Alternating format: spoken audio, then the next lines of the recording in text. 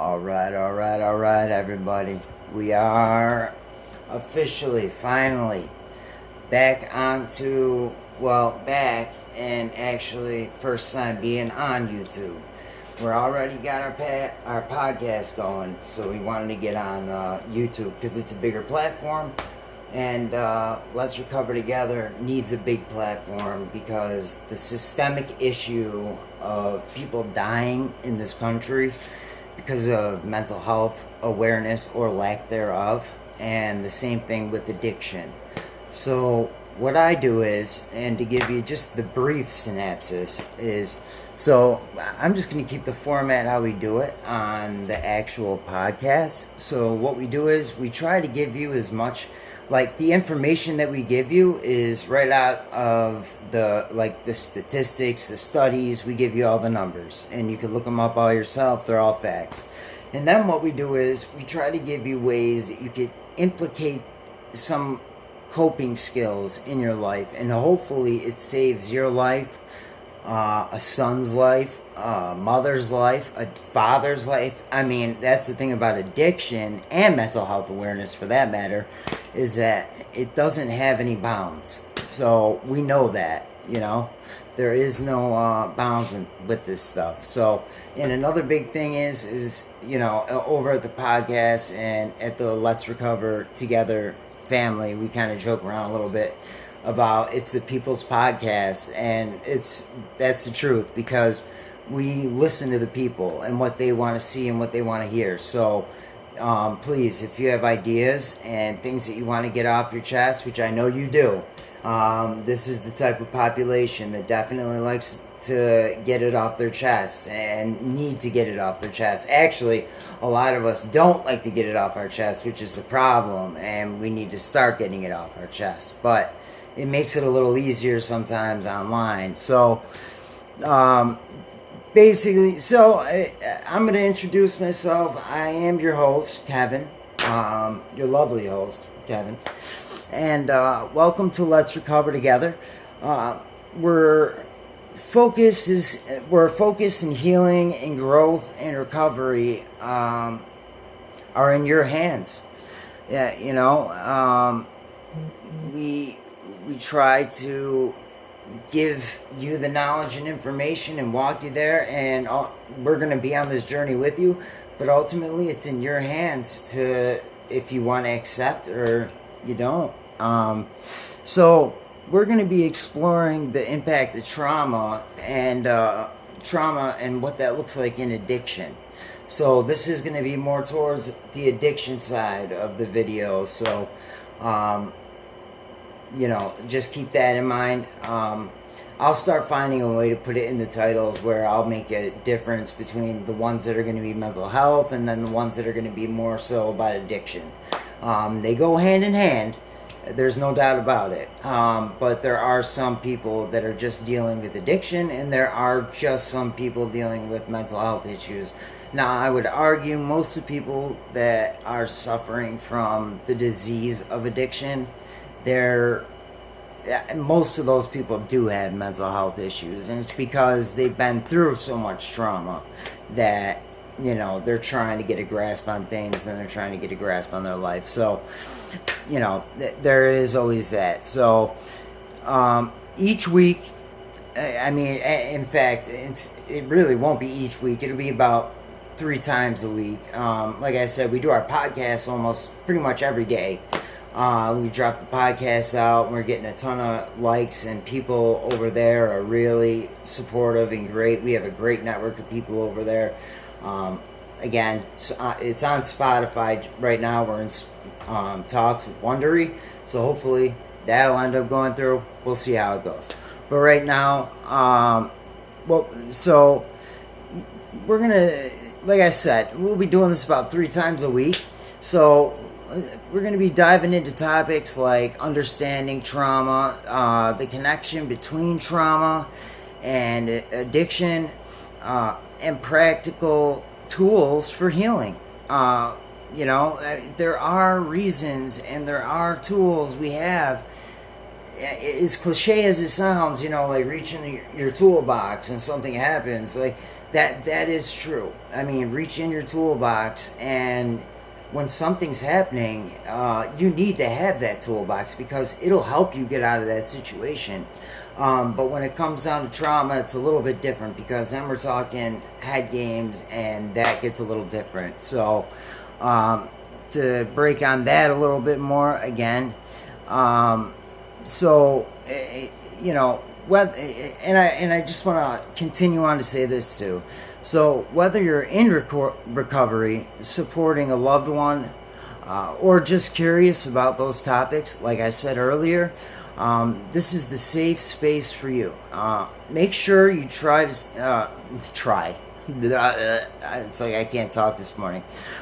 Make sure you subscribe. Hit the notification bell. You know, that little dinger thing there.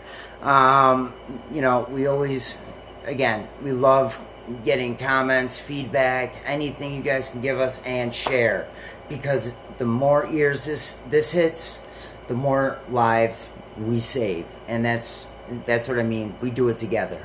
That's how this works. So let's recover together, and let's start talking about some of this stuff. So, you know, one of the things about trauma and addiction is that it's got a high prevalence in addiction, right? So what I mean by that is, you know, the studies have shown that a significant percentage of individuals with substance abuse disorders, they have experienced trauma. And, you know, they didn't have any numbers for what they were talking about, but these were clinical psychologists that were writing out the statements. But for instance, the National Institute, so this is what I was talking about, on drug abuse, NDA, what they're called, reports that more than 50% of individuals in drugs, in school, are taking drugs and alcohol, or have been in drug and alcohol treatment and have a history of it, and they have a history of trauma. That's the common goal that they normally share, is that some sort of trauma has happened, and over 50% of the time, trauma has happened. That's just staggering numbers for this country. Staggering. You know, it's like we try to close a blind eye to it because for so long I think people did. I mean, they didn't want to see the obvious of what was right in front of them, and what ended up happening is what we have now. And, you know, to be honest with you, you got kids growing up too fast, you have things going out there, just a lot of different things, and people are not dealing with what they have going on in their mind. So what do? They turn to fentanyl. They turn to carfentanil because they think they have nobody that'll take care of them. So they go off and basically play Russian roulette every day with their lives. So one of my favorites is actually the brain function. Now, we all know that drugs can affect your brain function, but just like imagine that times like, well, I don't really want to compare, but dealing with trauma has its own difficulties in brain function and how you perceive things and perceive the world. You may mistrust somebody instead of, like going and talking to them and getting therapy. You may distrust them. That's totally fine. You have that right. And nobody can tell you different. So, but what I would say to you is that, you're the one that's drinking the poison. They're not the ones drinking the poison, whomever it may be. So you have to keep that in mind, that you're really more or less hurting yourself than you are hurting anybody else.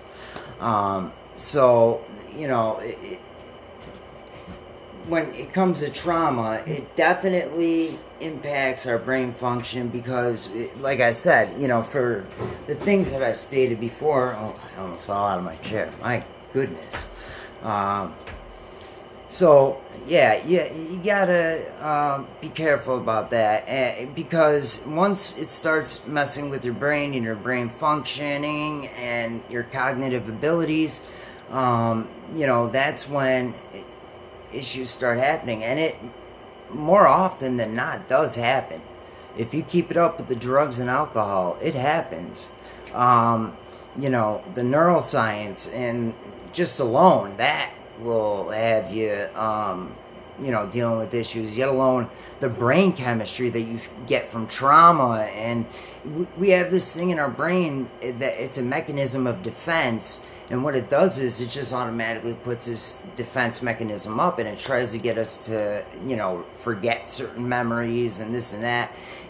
But the thing is we have this thing called the subconscious, right? We have a subconscious mind back in there that not everybody, wants to talk about that they do have.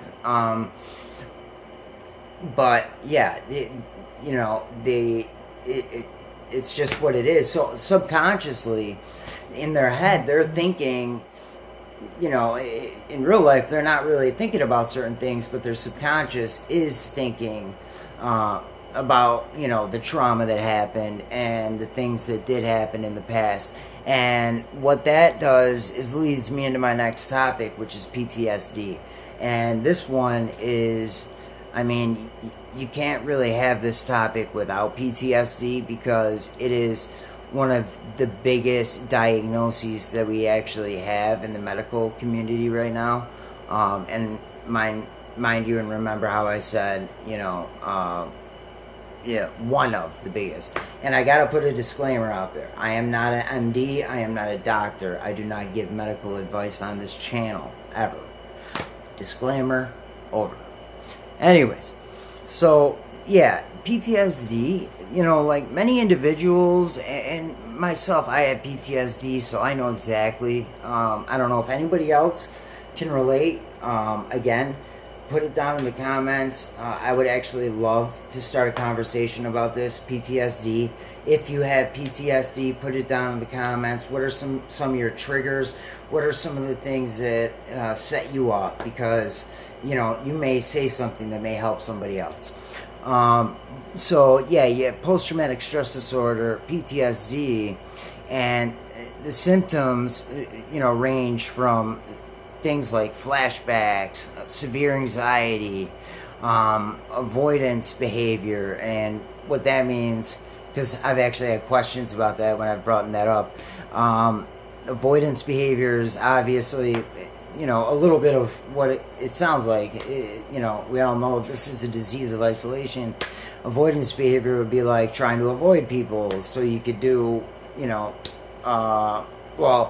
do whatever you got to do, but really just to get out of a situation that you want to be in because you have PTSD. You just got to get out of that situation. So avoidance of, of people is just, or avoidance of behavior is just one of those things. And because people will remind you of your actions, so you will avoid people at any cost. That's what you'll do. You'll isolate yourself because if they love you, if they really truly love you, they will call you out on some of the things that are going on, and they'll be in your circle, and those are the people that you need.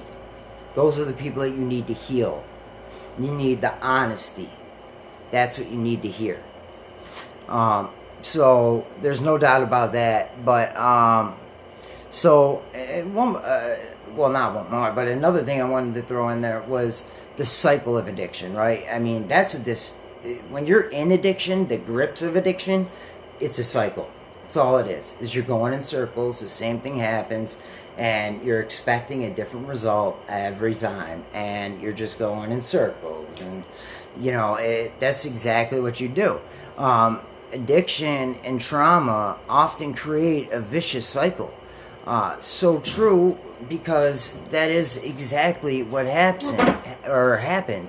Substance use can lead to risky behaviors. So people are running out doing things that they would never do before, that they'll do now, but they never would have dreamt of it before.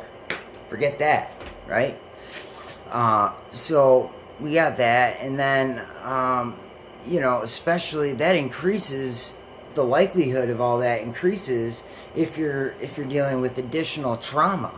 So if you're dealing with trauma and you have, you're kind of going through that cycle, and you're dealing with the trauma and this and that, you are going to have some issues compounding on top of each other. These are the things that you need to let off your chest, and you have to talk to somebody about it. Which is why I think it's good that YouTube is actually promoting in a small way. I haven't seen too many, but in a small way, there's people out there that are putting content out that is similar to mine, that and that's great, because again, the goal at the end of the day is people to survive, people to keep on living. If we don't have morality and our humanity, what else do we have? Think about it. So, but then you got co-occurring disorders. These are disorders that continuously come back because we put ourselves in this situation, and whatever we're taking or in whatever we're doing, co-occurring disorder is common for individuals with trauma and addiction that have co-occurring mental health disorders such as depression, anxiety, and bipolar disorder. So these are no joke type of mental health issues. We're talking depression, that is an agent of death, which we all know that, and anxiety by itself is awful, just awful. And then you have bipolar disorder, which could be an agent of death as well. But not only for the one person, for everybody else around that person as well, if they're not treating it. Again, that's gearing more towards mental health, but I had to kind of put it in there because, again, people that are on,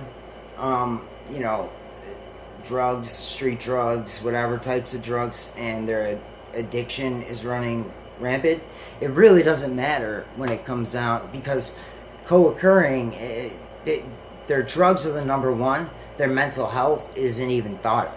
So I'll just put it out to you like that. I was there. That's exactly how I was. I don't know if you could relate, but I can. So we're going to keep pushing it through. And, these facts can help build awareness and understanding. Fix that. And understanding the complex relationship between trauma and addiction. I mean, right? Grinding and guiding individuals towards compassion and effective support. So that's what we want to do here. We want to get people hooked in, get them, whether this is your weekly support or you have a weekly support system around you that you actually go and see. That's just amazing either way. I like to hear that either way. So just some bullet points on some of the things that you could do to implicate and get some help in your life. Don't ever underestimate therapy and counseling. Therapy and counseling are one of the biggest things you can do to combat against, especially when it's like trauma therapy. They really can help with the trauma part of it. And I know it really gets hard trusting people sometimes, but sometimes you have to make that, you got to step outside the box and get uncomfortable to be comfortable in your own skin, if that makes sense. I hope it does. We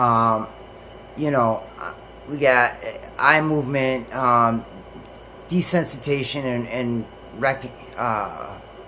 reprocessing. I always get that one messed up because it's weird to me, but it actually really does help. So EMDR treatment, it's very effective for processing traumatic memories. And then you have dialectical behavior therapy, and that's DBT, and that combines CBT, which is cognitive behavioral health therapy, with mindfulness strategies and and manage emotions and reduce self-destructive behaviors. I don't know about you, but I think anybody would be, looking to reduce self-destructive behaviors. I know I would if I had self-destructive behaviors in my life, which I do have some. Nobody's perfect, I can tell you that. Then you got mindfulness and meditation. This is one of the things that helped me tremendously when I first started getting into recovery. Remember, it can truly help you getting into the zone and really, getting mindful, being present in the moment, and and meditate. I mean, it could just be great for your mental awareness and mental health. And what it does is it clears your mind so much that it makes you, people have actually claimed it makes them sharper, makes them a little bit quicker. You'd be surprised, trust me. And then you just got your regular, healthy lifestyle changes. I mean, that's just, that could be eating different, dieting different, there's just so many different things that we can do for our bodies, working out, and whatever that means to you, whether that's going to a gym, or whether that's just taking a walk twice a week, three times a week, 4 times a week, once a week, doesn't matter. Whatever it is to you that heals you, that's what helps, and that's what we want to see. So, and then you have to have self-care practices, and what I mean by this is you have to give yourself compassion. You have to be kind to yourself. Allow yourself to mess up and be okay with that, because it's going to happen. So remember that. I really think that's important. But combining these approaches, often with the guidance of healthcare professionals, can provide comprehensive healing and trauma, or healing with their trauma, and manage their addiction better. We can do this. This is meant to be beaten, and I know that my viewers and the people that listen to me, the LRT family, we're going to beat this. We are going to beat this in our country. So, but I can't do it without you. So, please, I've already gone too long. Please subscribe, hit the little, bell thingy that they got there, and share this, please. The more it gets around, the better.